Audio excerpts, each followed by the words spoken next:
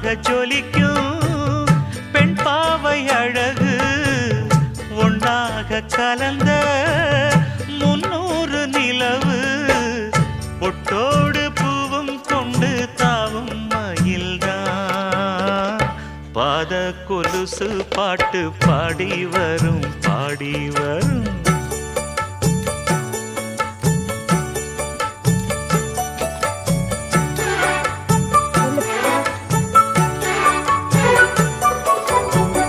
செஞ்சாந்து குழம்பெடுத்து தீட்டி வைத்த சித்திரமே